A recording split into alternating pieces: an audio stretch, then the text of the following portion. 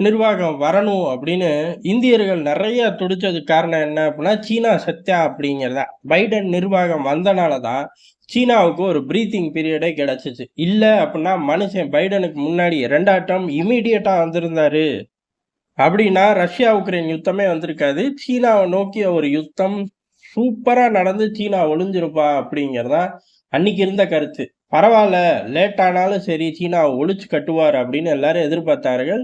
2வது தடவ வரும்போது ரஷ்யா உக்ரைன் யுத்தம் இருந்துச்சு. இஸ்ரேல் காசா யுத்தம் இருந்துச்சு. ஆனா, அது எல்லாமே அவர் வர்றதுக்கு முன்னாடியே முடிக்கிறேன்னு சொல்லிட்டு வந்தார். அப்ப வளர்க்க போறது இல்ல. சரி, அப்ப வளர்க்க போறது இல்ல அப்படின்னா, அமெரிக்க வார் மிஷின் என்ன தூங்க போதா? இல்ல ரிட்டயர்ட் ஆக போதா? அப்படின்னு கேட்டா, டிஃபென்ஸ் தான் அவர்களோட உயிர் மூச்சு. அது மொத்தமா சீனாவ நோக்கி திரும்பும் அப்படின்னு எல்லாரும் எதிர்பார்த்தது தான். அதே மாரி அவர் பக்கத்துல உள்ள பிரச்சனை, தூரத்துல உள்ள பிரச்சனை எல்லாத்தையும் செட் பண்ணி சீனாவ நோக்கி வராரு அப்படின்னு பார்க்கப்பட்டுச்சு. இப்ப சீனா மேல ஒரு யுத்தத்தையே அறிவிச்சுட்டாய்ங்க. ட்ரம்போட ஒட்டுமொத்த டிஃபென்ஸ் டீமும் ஆசிய பகுதிய தான் சுத்தி வருது. அதுல முக்கியமா பென்டகனோட சீஃப் ஏறக்குறைய அறிவிச்சுட்டார். என்ன அப்புட்ன்னா, நம்மளோட எதிரிகள வீழ்த்த போறோம். எதிரிகள ஒழிக்க போறோம் அப்படின்னு சொல்ட்டாரு. அவர் மறைமுகமா எதிரி அப்படின்னு சொல்றது, சீனாங்கிற வார்த்தைய போடல. அதனால மறைமுகமா கோட் பண்றாருன்னு வச்சுக்கலாம். ஆனா, அவர் நின்னு சொல்ற பகுதி சீனாவ அப்படிதான் சொல்லுவாய்ங்க. நேரடியா எதிரி அப்படின்னே சொல்லி தான் ட்ரம்போட டீம் கோட் பண்ணும். அதனால சீனாவ நோக்கி, சீனாவ ஒழிச்சு கட்ட போறோம் அப்படின்னு சொல்லி, ஒரு யுத்தத்து மூலியமாவே ஒழிச்சு கட்ட போறோம். இவனுங்கள ஒழிக்க போறோம், யுத்தம் நடத்தி ஒழிக்க போறோம் அப்படின்னு சொல்லியே பென்டகன் அறிவிச்சிருச்சு. இது ஒண்ணு பத்தாதா? எவ்வளவு ஆக்ரோஷமா இருக்கார்கள் அப்படின்னு தெரிஞ்சு போச்சு. அதே மாரி கூடவே இன்னொரு விஷயத்தையும் அறிவிச்சுட்டார்கள். அமெரிக்கா முதன்மை அப்படிங்கிறதும், அமெரிக்கா முதன்மை அப்படிங்கிறனால எல்லாரையும் தூக்கி போட்டுலாம் மிதிச்சுட்டு நாங்க போமாட்டோம். எல்லாரையும் கூடவே தான் கூட்டிட்டு போவோம். சொல்லப்போனா எங்க பக்கத்திலேயே நிறுத்திக்குவோம். அந்த மாரி தான் எல்லா விஷயத்திலயும் இருக்கும். டிஃபென்ஸ்லயும் அப்படிதான் அப்படின்னு சொல்லி தங்களோட ஸ்டைலையும் உள்ளுக்குள்ள கொண்டு வந்துட்டார்கள். அவர்களோட ஸ்டைல் இல்ல. நான் ரூ. 5 செலவு பண்ணலாம். நீயும் ரூ. 5 செலவு பண்ணு அப்படிங்கிறத ட்ரம்ப் மாத்திக்க மாட்டார். சீனாவ நோக்கி அடிக்க போறோம். சீனா பதிலுக்கு எங்க அடிப்பான்? இங்க பக்கத்துல தான் அடிக்க போறான். உங்கள தான் அடிக்க போறான். நீங்களும் எங்க கூட ஈக்குவலா தயாராயிக்கங்க. அமெரிக்கா ரூ. 5 சேல் பண்ணா, மத்த நாடுகளும் ரூ. 5 போட முடியுமா? செலவு பண்ண முடியுமா? அப்படின்னு கேட்டா முடியாது. ஆனா அமெரிக்காவ பொறுத்தவரையும் ஒரு ரூ. 2, 3 எதிர்பார்ப்பார்கள்.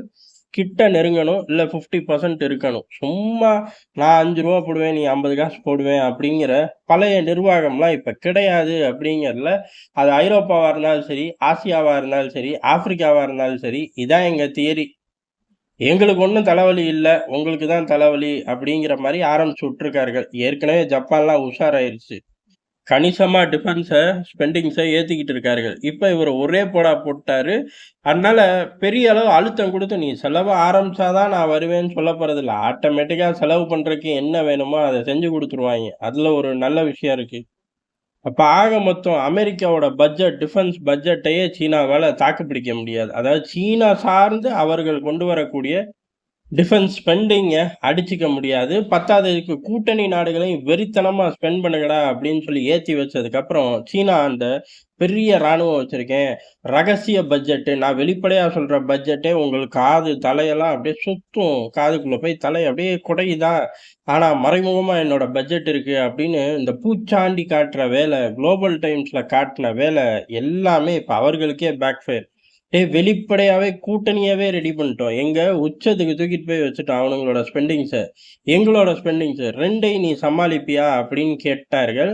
பென்டகன் அறிவிக்கிறது மூலியமா சீனாவோட ஒரு யுத்தத்த அமெரிக்கா அறிவிச்சிருச்சு. சீனா என்ன பண்ணுது அப்படின்னா, சீனா குய்யோ முய்யோன்னு கத்துறான். இதெல்லாம் நல்லதே இல்ல.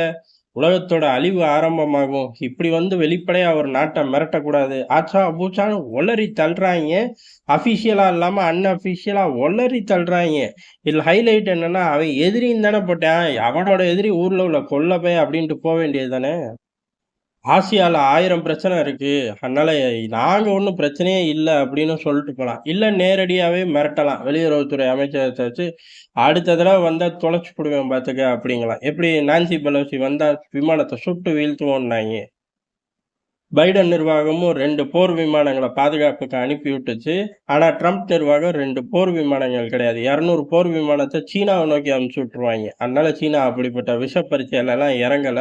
பென்டகன் அறிவிச்சது மூலியமா சீனாவோட ஒரு யுத்தத்துக்கு அமெரிக்கா தயாராயிருச்சு. சீனாவோட அழிவு, சீனாவுக்கு நாள் குறிச்சாச்சு அப்படிங்கிறது தான் எதார்த்தமான உண்மை. நன்றி, வணக்கம்.